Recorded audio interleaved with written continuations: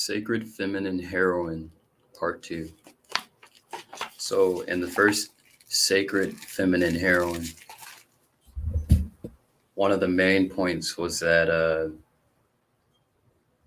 the behavior that a lot of those women take on when they decide to dress a certain way, um, trying to stave off their need for attention where it's unwarranted.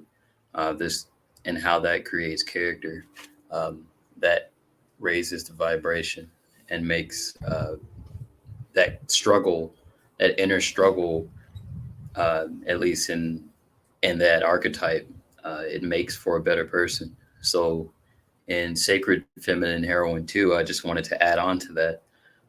There's a cartoon, an anime called My Hero Academia. And in the anime, Toshinori, who is the strongest person in the anime, um, he or All Might, he gets to a point where he is almost at his wit's end when he's facing one of his greatest enemies.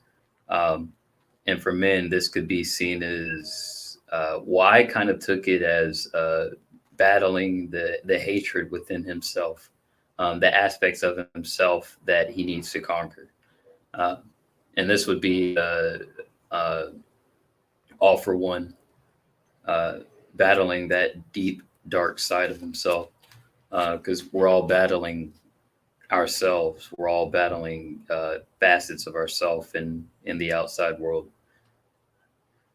is how I took it. So then Toshinori, at his weakest point, he was uh, he remembered he drew on his anima, um, or in another word, Nana Shimura, his master, the person who taught him initially how to wield and harness the power of one for all. She imbued him uh, with a remembrance, just remembering deep inside that whenever he's at his lowest point, uh, he can reach deeper into deeper depths and find strength. Now, I interpreted what happened in that anime as he was drawing strength from his anima. His anima, Nana Shimura represented his anima. And uh, through reaching this strength, he was able to overcome his darkness within himself, and prevail for the last time, obviously, because he lost the power after that happened.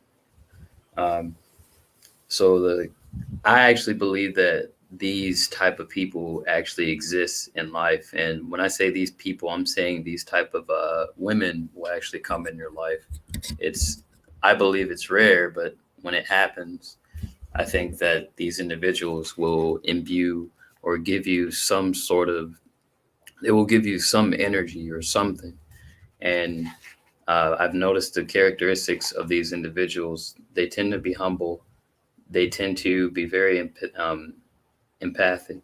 Um, they seem to have a very high vibration. They have a propensity to be brutally honest. Um, they don't have, they don't seem very egotistical. Their drive doesn't seem, they don't seem to be driven by ego. Um, they have a sense of knowing of their own purpose and understanding of their purpose in the world and uh, the greater, uh, the greater world at large. Um, they also, what I've noticed for these type of individuals that seem to be very wise and have something to provide for a lot of people, is that they have a very tragic past.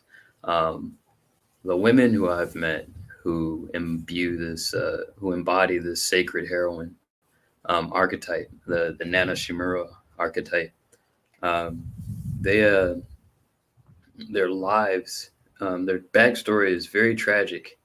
Um, I think I've ran into maybe one or two um, in the past.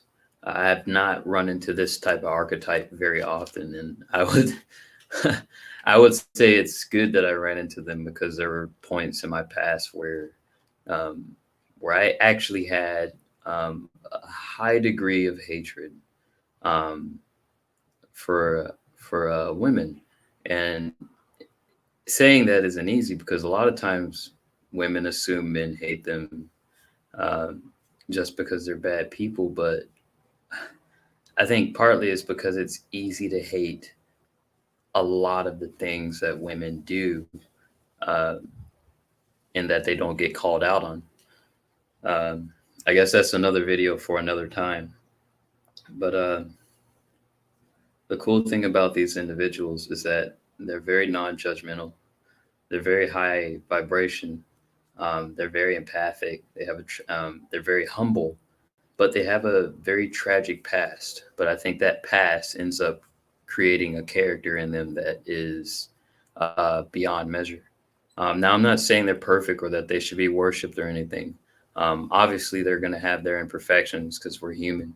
But these kind of women, I think these kind of women are very healing, and these are the kind of women that we need to heal men who are MGTOW, men who are red pill, men who stumble upon these things naturally and don't even know about the terms, and they go through that rage. I think these are the kind of women that we need around in order to assist with the healing process for these men.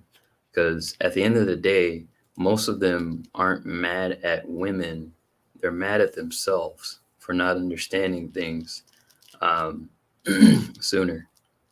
And obviously, this would cause pain and anger in anyone if you were uh, casually strolling through life and you didn't realize certain things that were going on that caused pain and how simple they were to fix.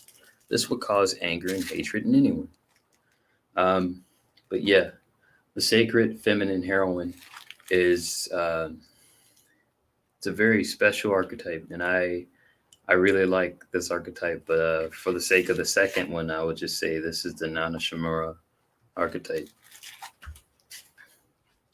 sacred feminine heroine.